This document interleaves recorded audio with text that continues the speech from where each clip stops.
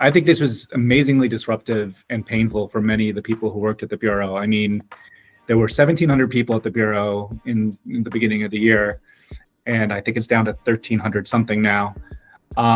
But the layoffs proposed, which came out pretty early, was everybody but 200. So like you had teams of supervision. Supervision is the largest team, was 500 people. It was going to be reduced to 50. RMR, which was 200 some people, that does all the regs and all the research, and my team was in RMR, was going to go from 200 something to what, 22? It was something ridiculous. Yeah, that's not right. And like 11 of which were going to be regs writers. So. And did those people know who the 11 were, or was the uncertainty would just be exhausting? I had already left, but the writing was on the wall. I thought the people did get the notices. So people, and I think people should understand that there's most of the people, the staff worked just fine with Kathy, worked in Republican and Democratic administrations, would have been happy to work with the new regime. And there was no sort of sorting about like who has what knowledge and who do we need to help, and there was no capacity analysis.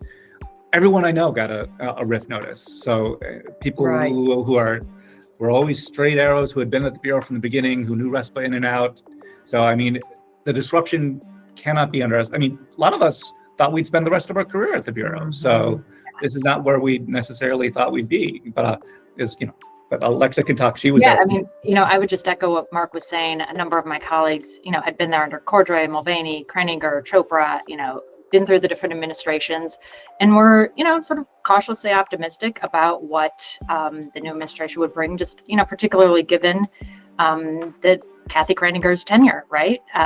She was moderate. I thought there was regulation, there was enforcement, there was supervision. She kind of, I thought, had set the agency on sort of a long-term path. So, as far as I knew, no one was planning to leave really in November, December, January, or kind of civil servants, you stay through different administration changes.